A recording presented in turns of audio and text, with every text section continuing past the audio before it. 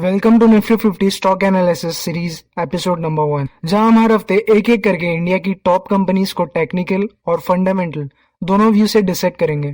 Today we are diving into a company that's not just a D street favourite, बल्कि भारत की economy की backbone जैसी है, Reliance Industries Limited. Let's decode its full analysis. Company overview. Reliance Industries Limited की शुरुआत हुई है 1966 में बाय धीरूभाई अंबानी, एक छोटे टेक्सटाइल ट्रेडिंग फर्म के तौर पर। आज ये बन चुकी है इंडिया की सबसे बड़ी प्राइवेट सेक्टर, जिसकी market cap around 20 lakh plus crore से ऊपर है। Business segments. Oil to chemical, core business जिसमें रिफाइनरी, पेट्रोकेमिकल्स एंड फ्यूल की मार्केटिंग आता है। Retail.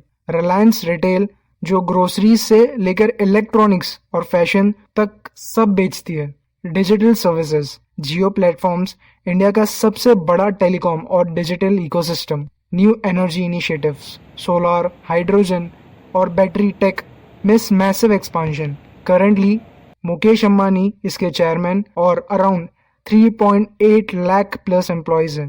Fundamental analysis. Number 1, financial snapshot. Financial year 24 is consolidated.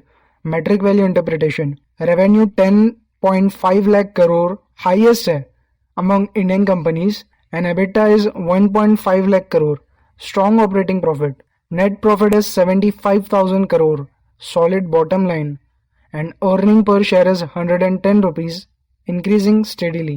Dividend 12 rupees per share है, modest payout है, and growth focused. Reliance की earning stable है, लेकिन growth जियो और रिटेल से आ रही है। रिफाइनरी बिजनेस साइकिल है, पर कैश काउ भी है। Number 2, ratio analysis. Price to earning ratio around 25 है, जो कि सेक्टर से स्लाइटली प्रीमियम है। And price to book value PB is 2.1, fairly valued है। Return on equity is 9.2%, below ideal है due to heavy capex. And return on company employed is 11.1, moderate efficiency है। Debt to equity is 0.32, manageable leverage है। Interest coverage is 5.6, good ability to पे interest. And current ratio is 1.23, जो कि एक healthy liquidity का sign है। Basically ratios के हिसाब से कंपनी अच्छा परफॉर्म कर रही है। आरओई और आरओसीई अभी लो है क्योंकि कंपनी ने मैसिव इन्वेस्टमेंट्स की है, लेकिन फ्यूचर में ये इम्प्रूव होने के चांसेस है। 3, segment wise revenue according to financial year 24। Segment contribution, oil to chemicals is around 47% and retail से अराउंड 23%। जियो ने अराउंड 19% की रेवेन्यू दिया है, और including new energy is around 11%। Retail और जियो मिलकर अब रिलायंस की ग्रोथ इंजन्स बन चुके हैं। फ्यूचर में न्यू एनर्जी इनको सप्लीमेंट करेगा। All right, it's one of the giants of the Indian economy, but right now जो टेक्निकल चार्ट्स दिखाता है वो और भी एक्साइटिंग है। अभी रिलायंस का करंट प्राइस अराउंड 1450 रुपीज़ के आसपास ट्रेड कर रहा है, जो कि शॉर्ट टर्म हाई जोन में आता है। सबसे पहली बात, प्राइस सारे मेजर मूविंग एवरेजेस के ऊपर ट्रेड कर रहा है, चाहे वो 20 डे हो, 50 डे या 200 डे। डेली चार्ट पे टेक्निकल इंडिकेटर्स ने क्लियर सिग्नल दिया है स्ट्रॉन्ग बाय का। प्राइस एक्शन स्ट्रॉन्ग है और अपवर्ड मोमेंटम मेंटेन कर रहा है। चलिए इंडिकेटर्स की तरफ चलते हैं। आरएसआई यानी रिलेटिव स्ट्रेंथ इंडेक्स अराउंड 65 पे है। इसका मतलब है स्टॉक में हेल्दी बाइंग मोमेंटम है, लेकिन अभी ओवरबॉट नहीं हुआ। और एमएससीडी पॉजिटिव जोन में है और क्रॉस ओवर कन्फर्म हो चुका है, बुलिश सिग्नल ये भी दे रहा है। और एडीएक्स जो ट्रेंड की स्ट्रेंथ बताता है वो भी 32 पे है, और ये इंडिकेट करता है कि अपवर्ड ट्रेंड स्ट्रांग है। अब बात करते हैं की लेवल्स की। रेजिस्टेंस जोन है 1456 से 1460 रुपीज़। अगर प्राइस इस लेवल को ब्रेक करता है विथ वॉल्यूम तो रुपीज़ 1500 तक का शॉर्ट रैली आ सकती है।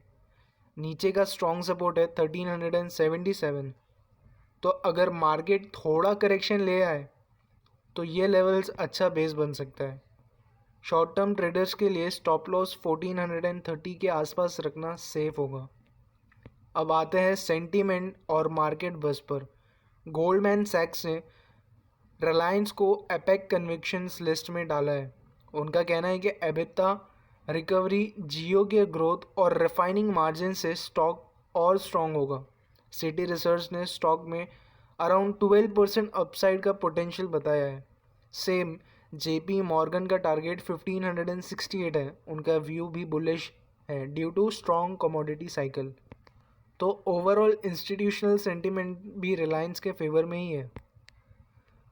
तो क्या स्ट्रेटजी हो सकती है, ये आपको खुद सोचना होगा। तो रिलायंस का टेक्निकल स्ट्रक्चर अभी काफ़ी स्ट्रॉन्ग दिख रहा है। चार्ट्स, इंडिकेटर्स और मार्केट्स का कॉन्फिडेंस सब पॉजिटिव सिग्नल्स ही दे रहा है। लेकिन हमेशा स्टॉक मार्केट में रिस्क भी होता है, तो अपनी रिसर्च और रिस्क मैनेजमेंट के साथ ही इन्वेस्ट डिसीजन लीजिए। अब बात करते हैं रिलायंस के कुछ मेजर फ़ायदे, मेरिट्स समझते हैं जो इसे एक स्ट्रॉन्ग लॉन्ग टर्म स्टॉक बनाता है। Number 1, diversified business model. Reliance एक ऐसी कंपनी है जिसका प्रेजेंट हर मेजर सेक्टर में है। Oil to chemical, telecom, retail और अब क्लीन एनर्जी में भी आ रही है। इसका मतलब है कि अगर एक सेगमेंट स्लो भी हो जाए, दूसरा उस लॉस को बैलेंस कर सकता है। Number 2, non cyclic growth drivers. Jio और रिटेल जैसे बिजनेसेस रेगुलरली रेवेन्यू जनरेट करते हैं, चाहे मार्केट साइकिल कुछ भी हो। मतलब ये बिजनेसेस हर क्वार्टर में पैसा कमा के देता है। Number 3, low leverage and strong balance sheet. Company पे ज़्यादा कर्जा नहीं है, इसकी बैलेंस शीट हेल्दी है और ऐसी कंपनी क्राइसिस के टाइम पे भी स्टेबल रहती है। Number 4, long term visionary investments. Reliance clean energy, 5G और आर्टिफिशियल इंटेलिजेंस फ्यूचरिस्टिक चीज़ों में इन्वेस्टमेंट कर रही है, जिसका रिटर्न अगले 5 से 10 साल में मिलेगा। Number 5, strong management. Mukesh Ambani जैसे विजनरी लीडर्स के अंडर कंपनी ने हर फील्ड में डोमिनेंस एस्टैब्लिश किया है। एग्जीक्यूशन की पावर रिलायंस के पास सॉलिड है। अब थोड़ा रियलिस्टिक हो गए, रिलायंस के कुछ नुकसान या रिस्क भी समझते हैं। Number 1, dependence on oil to chemical O2C। आज भी कंपनी का लगभग आधा revenue oil to chemical business से ही आता है, जो साइक्लिक और ग्लोबल क्रूड प्राइसेस पे डिपेंडेंट है। Number 2, high capex phase. Company अभी काफ़ी बड़े इन्वेस्टमेंट्स कर रही है, जैसे कि clean energy, data, retail expansion etcetera. इससे शॉर्ट टर्म में रिटर्न ऑन इक्विटी, ROE और फ्री कैश फ्लो थोड़ा प्रेशर में आता है। 3, जियो ARPU स्टेगनेशन। जियो का ARPU एवरेज रेवेन्यू पर इश्योर एक्सपेक्टेड स्पीड से ग्रो नहीं हो रहा है। टेलीकॉम में प्राइस वॉर और रेगुलेशन काफ़ी प्रेशर बना रहे हैं। Number 4, regulatory risk. ऑयल और टेलीकॉम जैसे सेक्टर्स हैवीली रेगुलेटेड होते हैं। गवर्नमेंट पॉलिसीज़ कभी कभी बिजनेस पे नेगेटिव इम्पैक्ट डाल सकती है। Execution risk in green energy. 5, green energy अभी रिलायंस के लिए एक नया एरिया है। एग्जीक्यूशन में टाइम लगेगा और कंपटीशन भी काफ़ी स्ट्रांग है ग्लोबली। अब बात करते हैं कंपनी के फ्यूचर विजन की, और बिलीव मी ये काफ़ी विजनरी है। रिलायंस का फोकस अब ट्रेडिशनल बिजनेसेस से शिफ्ट हो रहा है टूवर्ड्स फ्यूचरिस्टिक एरियाज। कंपनी का टारगेट है कि 2030 तक नेट कार्बन ज़ीरो बन जाए, और उस गोल को सपोर्ट करने के लिए कंपनी 3 बड़े एरियाज में काम कर रही है। Number 1, green hydrogen and solar ecosystem. 2, AI and digital services through जियो।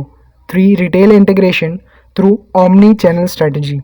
अगर कंपनी इन तीनों पिलर्स को एफिशिएंटली एग्जीक्यूट कर लेती है, तो रिलायंस नेक्स्ट 10 ईयर्स में एक बार फिर से वेल्थ कंपाउंडर बन सकती है, जैसे 2010 में बनी थी।